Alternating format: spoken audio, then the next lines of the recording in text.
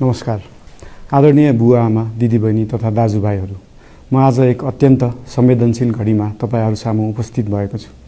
केही दिन अघि सुनसरीको देवानगञ्ज, सिराहा लगायतका स्थानमा भएको दुःखद घटना र त्यसपछि केही जिल्लाहरूमा उत्पन्न अशान्त वातावरणलाई लिएर नेपाल सरकार पूर्ण रूपमा गम्भीर र संवेदनशील छ। यस दुःखद घटनामा परि निधन हुनुभएका हाम्रा नागरिकहरू जयप्रकाश मेहता, ओम प्रकाश मेहता र गणेश यादवप्रति म भावपूर्ण श्रद्धाञ्जली अर्पण गर्दछु। साथै शोक सन्तप्त परिवारजनहरूमा नेपाल सरकारका तर्फबाट गहिरो संवेदना व्यक्त गर्दछु। घटनामा परि घाइते हुनुभएका सम्पूर्ण नागरिकहरूको शीघ्र स्वास्थ्य लाभको कामना गर्दछु। घाइतेहरूको उपचारमा कुनै पनि प्रकारको कमी वा ढिलाइ हुन नदिन सम्बन्धित स्वास्थ्य निकायहरूलाई स्पष्ट निर्देशन दिइसकिएको छ। घटना भए लगत्तै सबै सुरक्षा निकायहरूले तत्काल घटनास्थलमा पुगेर परिस्थितिलाई सामान्य बनाउने, थप अप्रिय घटना हुन नदिने र शान्ति सुरक्षा कायम गर्ने प्रयास निरन्तर गरिरहेका छन्। घटनाको निष्पक्ष छानबिन गरी दोषीलाई कडा कानुनी कारबाही गर्न गृह मन्त्रालयले छानबिन समिति गठन गरिसकेको छ। म सबैमा विश्वास दिलाउन चाहन्छु कि यो छानबिन पूर्ण रूपमा निष्पक्ष र पारदर्शी हुनेछ। घटनामा संलग्न दोषी जो कोही भए पनि कानुनी दायरामा ल्याउन सरकार प्रतिबद्ध छ। अवस्था थप नबिग्रियोस्, कुनै पनि नागरिकको जनधनको क्षति हुन नपाओस् र स्थानीय स्तरमा विश्वासको वातावरण बनोस् भन्नका लागि नेपाल सरकार निरन्तर क्रियाशील छ। परिस्थिति सामान्यीकरण गर्न केन्द्र स्तरमा सर्वदलीय बैठक आह्वान गरी गहन छलफल गरिएको छ।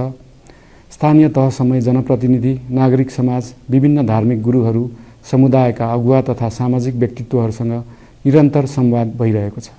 स्थानीय स्थितिको प्रत्यक्ष अनुगमन गर्न, पीडित पक्षसँग संवाद गर्न र शान्ति सुरक्षालाई थप सुदृढ बनाउन गृहमन्त्री स्वयं सो स्थानमा पुगिसक्नु भएको छ।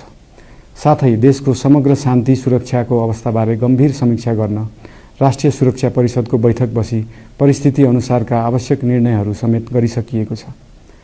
यस्तो संवेदनशील घडीमा सामाजिक सञ्जाल वा अन्य माध्यमबाट असत्य, अपुष्ट सूचना, अफवाह, घृणा फैलाउने सामग्री वा समुदायबीच वैमनस्य बढाउने अभिव्यक्ति प्रचार प्रसार नगराउन अनुरोध गर्दछु। साथै सरकारी निकायहरूबाट जारी भएका आधिकारिक तथ्य र सूचना मात्र विश्वास गर्न विशेष आग्रह गर्दछु। प्रत्येक नागरिकको जीवधनको रक्षा गर्नु, सामाजिक सद्भाव जोगाउनु र समाजमा शान्ति कायम राख्नु राज्यको सर्वोच्च र प्राथमिक दायित्व हो। आगामी दिनमा पनि राज्य थप सतर्क र संवेदनशील रहनेछ। प्रत्येक नागरिकको जीवन सुरक्षाका लागि सरकारका सम्पूर्ण संयन्त्रहरू अहोरात्र खटिनेछन्। शान्ति सुरक्षा भङ्ग गर्ने, अराजकता फैलाउने वा हाम्रो सदियौं पुरानो सामाजिक सद्भाव, सहिष्णुता र भाइचारा खलबलाउने कुनै पनि क्रियाकलापप्रति सरकार पूर्ण रूपमा सचेत छ र यस गतिविधिमाथि कडा कदम चालिनेछन्। नेपालको संविधानले प्रत्येक नागरिकलाई आआफ्नो धर्म, संस्कृति र परम्परा मान्ने मौलिक हक प्रदान गरेको छ। यो संवैधानिक दायित्व निर्वाह गर्न सरकार पूर्ण रूपमा प्रतिबद्ध छ। धर्म समाजलाई आपसमा जोड्ने र प्रेम बाँड्ने शक्ति हो। संसारको कुनै पनि धर्म वा संस्कृतिले हिंसा, घृणा र विभाजन सिकाउँदैन। सबै धर्मको मूल सार करुणा, दया, प्रेम र शान्ति नै हो।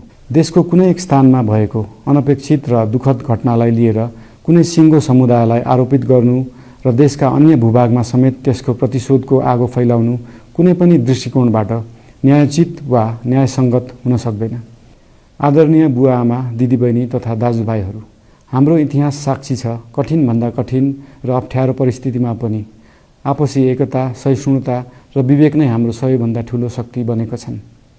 हामी सबैले जिम्मेवार नागरिकको भूमिका निर्वाह गर्दै यो सुन्दर र शान्त नेपाली आकाशमा मडारिएको अशान्तिको बादल हटाउनु पर्नेछ। हम आम नागरिक, नागरिक समाज, धार्मिक समुदाय, सब आदरणीय अगुवा, सब राजनीतिक दल आ जिम्मेवार संचार के माध्यम सबके धैर्यता आ संयमता अपना के शांति, सद्भाव, भाईचारा आ राष्ट्रीय एकता कायम राख के लेल सरकार के तरफ से हार्दिक अपील कर रहल छी। धन्यवाद। देशवासी के नाम में प्रधानमंत्री को संबोधन।